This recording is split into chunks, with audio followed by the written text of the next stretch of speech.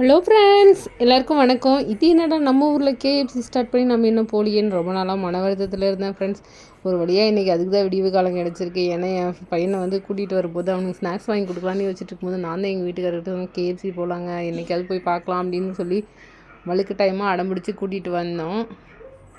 வந்து பார்த்தா அந்த ஆம்பியன்ஸ் எல்லாம் ரொம்ப நல்லா இருந்தது, நீட்டாக இருந்தது.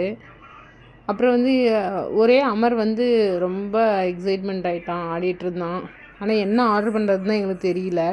நிறைய நம்ம வீடியோவில் பார்த்ததுல இந்த ஃப்ரெஞ்ச் ஃப்ரைஸும் சிக்கன் லாலிபாப் சிக்கன் வரும் இல்லைங்களா, அந்த பக்கெட் சிக்கன் அந்த மாதிரி தான் வாங்கலான்னு.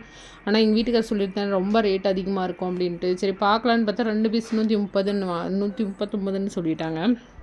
அந்த 2 பீஸ் வாங்கிறதுக்குமே நம்ம அது கூட காம்போவும் வந்து ஒரு பர்கர் வாங்கணுமா, அது என்ன 179 அந்த பர்கர் வாங்கினா தான் இது வாங்க முடியும் அப்படின்னு சொல்லிட்டாங்க.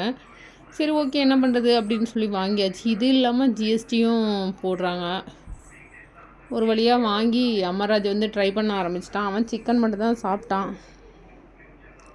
அவங்க அப்பாவுக்கு சிக்கன் பர்கர் ரொம்ப பிடிக்கும், அதனால் அவர் ட்ரை பண்ணார். நம்ம டிமேக்ஸில் வாங்கி பர்கரும் இதே ரேட் தான் நினைக்கிறேன். ஆனால் வந்து அந்த டேஸ்ட் இது இல்லை அப்படின்னு சொல்லிட்டு அவருக்கு தோணுச்சு. எனக்கும் சாப்பிட்ட பின்னாடி அப்படி தான் தோணுச்சு. டிமேக்ஸ் பர்கர் ரொம்ப நல்லாயிருக்கும், டேஸ்ட்டாகவும் இருக்கும். படத்துக்கு போகிற வீடியோவில் கூட சொல்லியிருப்பேன், நாங்கள் பர்கர் சாப்பிட்டு தான் படத்துக்கு வரோன்ட்டு. அந்த மாதிரி அவ்வளோ டேஸ்ட்டாக இருக்கும். இது ஏதோ சாப்பிட்ற ஆவரேஜாக தான் இருந்துச்சு. ஏன்னா நமக்கு தெரியாது, நம்ம இது வரையும் போனதில்லை, பார்த்ததில்ல, சாப்பிட்டதில்ல. ஏன்னா நம்ம ஊரில் இப்போ தானே புதுசாக ஆரம்பிச்சிருக்காங்க, இனிமேல் தான் கற்றுக்கணும் போல்.